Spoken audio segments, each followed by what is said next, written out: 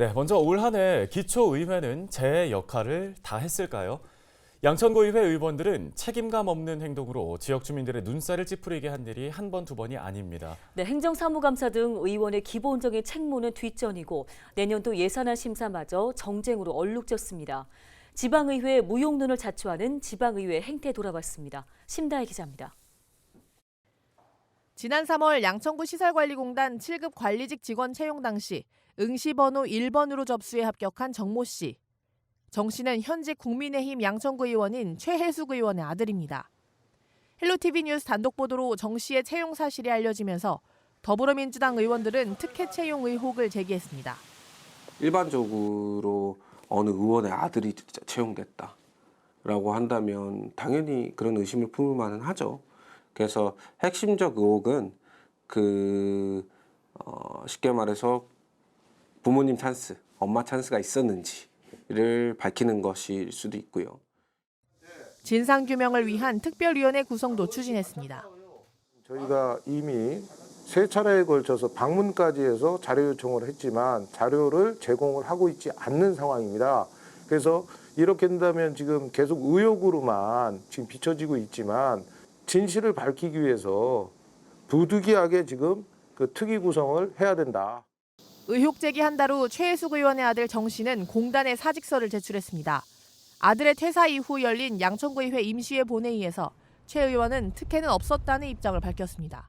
민주당 의원들이 주장하는 특혜 채용 의혹은 터무니없다는 것을 강력히 주장합니다. 아들은 자기 적성에 맞는 곳을 찾다 보니 시설공단 채용 공고를 보고 응시를 준비하였고 접수 첫날 일찍 서류를 보냈다고 말했습니다. 본 의원이 특혜를 주려고 했다면 누구나 의심할 수 있다는 생각에 첫날에 접수를 못하게 했을 것입니다. 특위 구성은 무산됐고 특혜 채용 의혹의 진상 규명은 흐지부지 됐습니다. 이후에도 양천구 의원들의 각종 비위 의혹이 이어졌습니다. 무소속 이모견 의원은 선거법 위반 혐의로 검찰에 고발됐고 양천구 선거관리위원회에 이모견 양천구 의원이 공직선거법을 위반했다는 신고가 접수된 것으로 확인됐습니다. 익명을 요구한 양천구의회 관계자는 이모견 의원이 추석을 앞두고 구의회 직원과 주민센터 직원 등 공무원 90여 명에게 과일 상자를 나누어 주려고 했다고 주장했습니다. 더불어민주당 유영주 의원의 음주운전 사실은 뒤늦게 알려져 지역 정가를 달궜습니다. 구의회에 판결문 등본을 송부하고 처벌 확정 사실을 통보하는 절차를 빠뜨렸습니다.